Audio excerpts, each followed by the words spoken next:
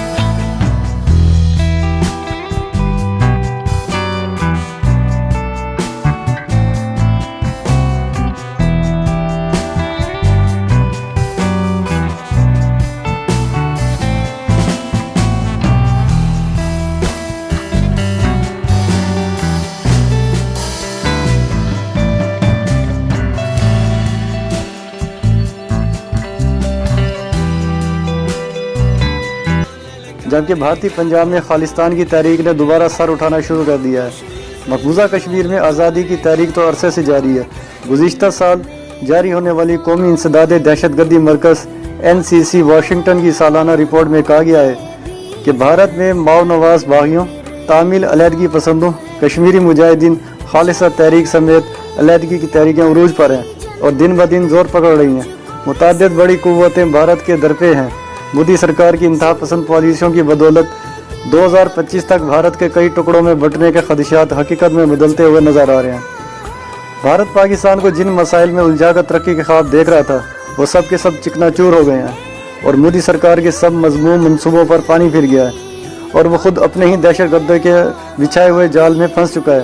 اس کے برعکس اگر پاکستان کی بات کی جائے تو پاکستان نے اپنے کردار سے دنیا میں یہ بات ثابت کر دی ہے کہ پاکستان ایک پرامن ملک ہے جو خطے کی ترقی اور خوشحالی کا خواہاں ہے. تاریخ شاہد ہے کہ پاکستان نے دہشت گردی کے خلاف ایک طویل جنگ لڑی ہے اور اس جنگ میں جانی اور مالی دونوں صورتوں میں نقصان بھی برداشت کیا ہے۔ یہی وجہ ہے کہ اب دنیا بھی دہشت گردی کے خاتمے کے حوالے سے پاکستان کی عملی کوششوں کی معترف ہے۔ بھارت میں اقلیتوں پر زمین تنگ کر کے انہیں جانی اور مالی نقصان پہنچایا جا رہا ہے۔ مسلم کچھ فسادات کے ذریعے مسلمانوں کو موت کے گھاٹ اتارنے اور ان کی عبادت گاہوں کی بے حرمتی کے واقعات عام ہیں۔ اس کے برعکس پاکستان میں نہ صرف اقلیتوں کو مکمل حقوق حاصل ہیں بلکہ انہیں ہر طرح کی آزادی بھی حاصل ہے۔ بھارت کی ہر طرح کی سازشوں کے باوجود پاکستان آج ترقی کی راہ پر گامزن ہے۔ ملکی معیشت کو وقتی طور پر معاشی مسائل کا سامنا تھا، لیکن وزیر اعظم عمران خان کی کوششوں اور عملی اقدامات کے باعث ان مسائل سے آہستہ آہستہ چھٹکارا مل رہا ہے۔ دنیا کی نظریں اب پاکستان پر ہیں۔ دنیا کے مختلف ممالک پاکستان کے ساتھ تجارت کے خواہاں ہیں۔ یہ سب پاکستان کی بڑی سفارتی کامیابی ہے۔ اس سے آگے بڑھ کر امریکی صدر ٹرمپ نے یہ کہہ کر کہ پاکستان ایک پرامن ملک ہے، مودی سرکار کی تمام امیدوں پر پانی پھیر دیا ہے۔ اس وقت پاکستان کو اقوام عالم میں ایک پرامن ملک کے طور پر دیکھا جا رہا ہے، جبکہ مودی سرکار اپنی جابرانہ پالیسیوں کی وجہ سے اقوام عالم میں ایک انتہا پسند ملک کے طور پر ابھر کر سامنے آیا ہے۔ مودی سرکار کے لیے اب بھی وقت ہے کہ وہ کشمیر کو آزاد کر دے اور شہریت قانون کو منسوخ کر کے بھارت کو ایک سیکولر ملک کے طور پر دنیا کے سامنے پیش کرے، ورنہ بھارت کے ٹکڑے ٹکڑے ہونا اس کا مقدر ہو چکا ہے۔ وما علینا الا البلاغ المبین۔